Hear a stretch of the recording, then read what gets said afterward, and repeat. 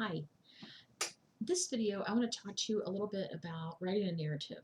The one we're going to be doing in class is a personal narrative, so it's something that happened to you. Narratives don't have to be just about you. Any narrative that you have is just a story. The most common, the most known, are the things that we call fairy tales.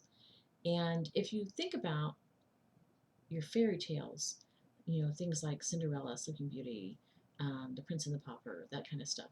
Um, we tend to have certain formula that we use to get through them. We have, how does it always start? Once upon a time. And then we go through this whole story from beginning to end. Most fairy tales are pretty linear.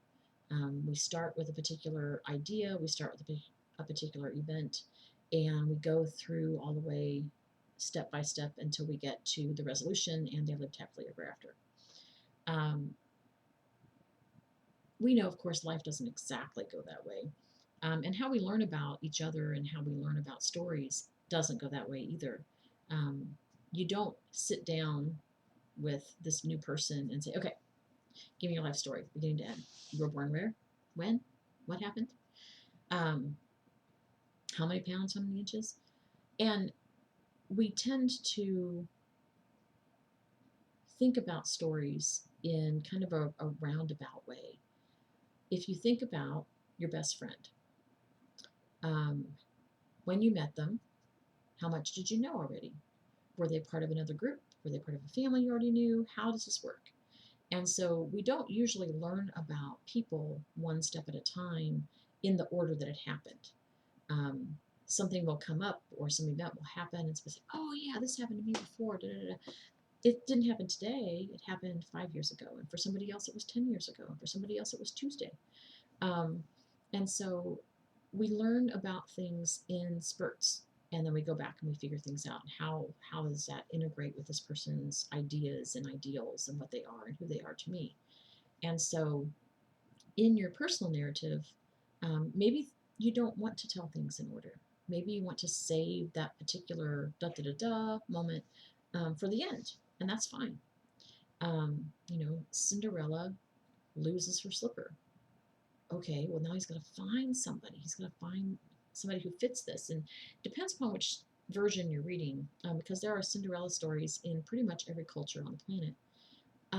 It depends upon. It will change what the shoe is made out of, um, how they go about finding it, what drastic um, ends people go through to find, be the one who fits the shoe. Um, Grimm's fairy tales tend to match their name. The French versions, mostly Charles Perrault, did a huge compilation in the late 1700s, and they're a little more romanticized. Um, but there are Chinese versions and Indian versions and African versions. It tends to be Cinderella, the betrodden good person who gets to triumph over the rich or powerful um, bad, yucky person, is a common story. And we like that story because most of us are the common, normal person who wants to have a better life. And so, thinking about your stories, thinking about a narrative, you have to pick a beginning. Even if it's not actually the beginning, you have to pick a beginning to the story and then know what your end is. And then, okay, what's the best way to get there? Perhaps um, one version of a narrative is a murder mystery. At the beginning of the story, we know who died. We just don't know a lot of times how and who and why. And so we spend the rest of the story teasing those things out. But we know how it ends. For that person at least.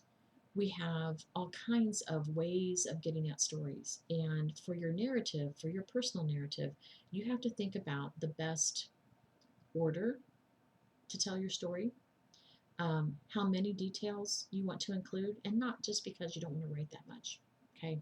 What does your reader need to know in order to understand how important this event is? So you start with the event and then figure out where's the place to actually start the process. And sometimes it's 5 minutes, sometimes it's 50 years, depends upon what you're getting at. And so you have to be focused on just the things you need. But, and I'll tell you this as a writer, sometimes a lot of the other details get in the way. And so, for me anyway, and for a lot of people I know who write, um, you have to walk through all of that. I will spend a day or more just writing down everything and then go back through and just pick the best stuff and then figure out, okay, what's my order? How much of this other stuff do I need? Where does it need to go? It rarely ends up in the same shape that it started. And that's because we have an unlimited amount of words and ideas and a very limited amount of space. Most of our writing is done to a limit, it's done to a deadline.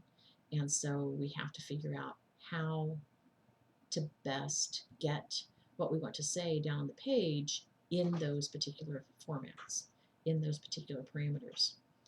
Your parameters are at least 3 paragraphs. That means you can have many, many, many more paragraphs than 3, but you have to have at least 3. You have to have a idea that we can grasp from your particular story that you don't necessarily have to say out loud. And in my mind, those are the best stories. When you teach somebody something based on your own life or based on the life of somebody else, and they can see what they're supposed to learn without you having to beat them over the head with it. It's not easy to do all the times, but it's worth trying. The narrative that you're going to write, again, at least 3 paragraphs. It has to be a time that changed everything, and you get to discern what everything is in this case. And you need to make sure that you are focused on showing us what happened and what you learned, and not giving us a lot of extraneous information. So, do your best work. Ask if you have questions.